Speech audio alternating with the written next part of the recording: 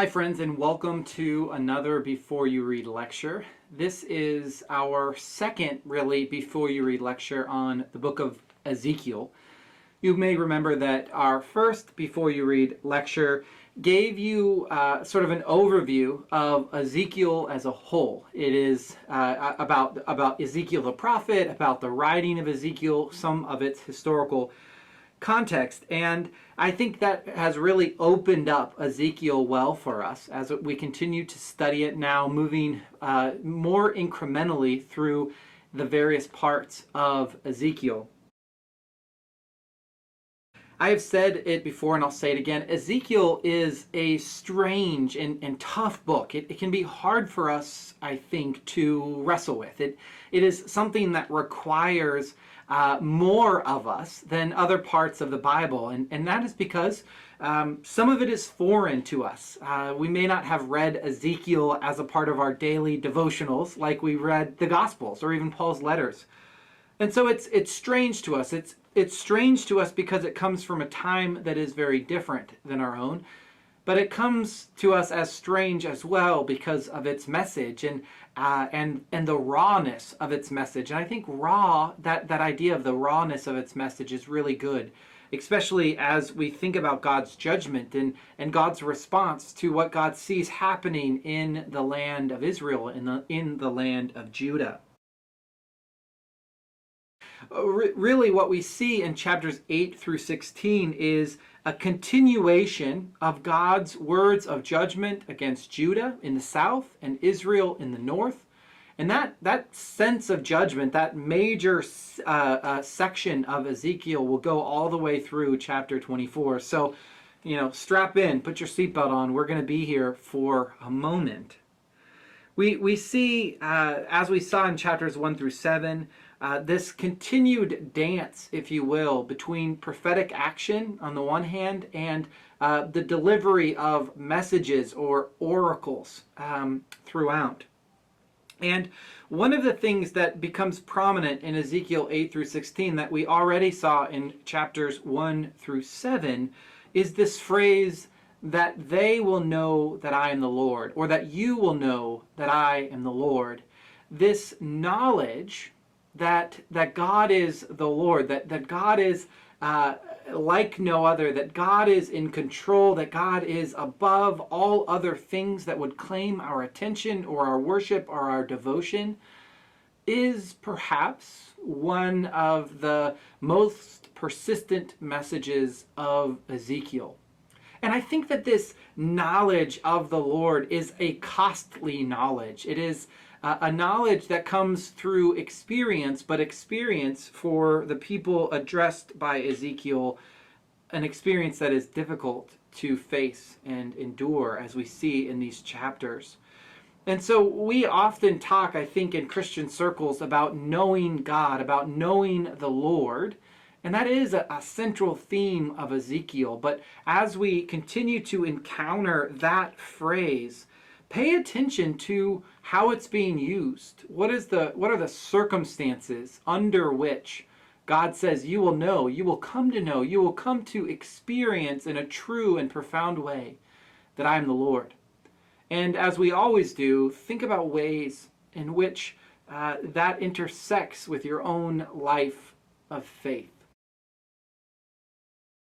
I want to call out 4 themes that I found, that I discerned in this section of Ezekiel. There's probably a dozen more that other readers will find and see, but these were 4 that I saw.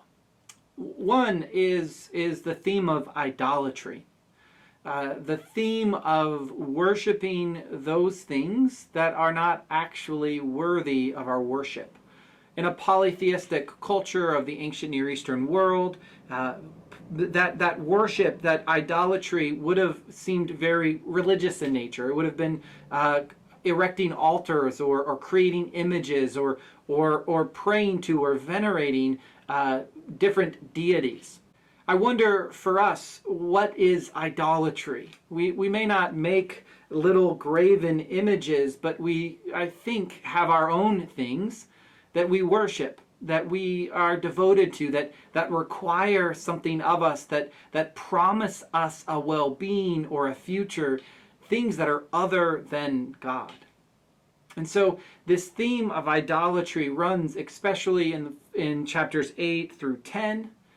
But keep it in mind, and I encourage you to wrestle with the spiritual question of what is it that we worship? And what is it that we trust and give our devotion to other than the Lord God of the universe? A second theme for these chapters is what I would call truth and prophetic competition. We see some of this in the early chapters of Isaiah, but it becomes a full-blooded theme in these chapters. Ezekiel's message of judgment and doom and all that entails, we find out it runs counter to another message. It runs counter to a message of comfort or of peace, or things are going to be okay.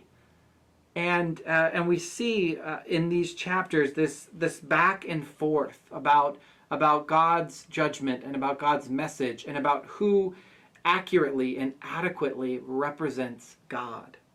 A third theme, I think, for you to look at is the role of Ezekiel. I already sort of have gestured to that in the earlier lecture, but continue to pay attention to how Ezekiel relates to God, how Ezekiel relates to the people that he is delivering the message to. What is the role that he is given? What are the things that he does?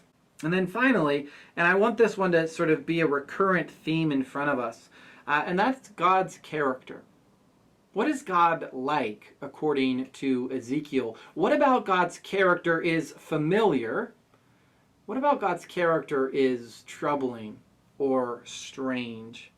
And in this section of Ezekiel, there is one aspect of God's character that I think is important for us to discuss, and that is God's jealousy, God's envy, God's heartfelt concern for relationship with the people of Israel.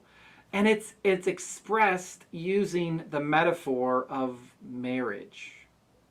Israel or Jerusalem, the city of Jerusalem, as a betrothed bride, as a young bride who is adorned by God's goodness and God's gifts, and yet this bride, in really harsh language, according to Ezekiel 16, becomes intimate with other people, with other nations, with other gods. And so what do we make of God, the injured lover, God the forlorn lover, God the spurned lover? And what are the advantages of this view of God's character, and what are the pitfalls, what are the dangers that are a part of that metaphor? Finally, just a few things in addition to these themes that I've observed that you might observe in your reading. Just 3 things to think about as you read. 3 things to be on the lookout for as you read. The first is there's a lot of language about judgment. There's a lot of doom and gloom language, as some might say. And so I would invite you to keep track of what are the reasons for God's judgment.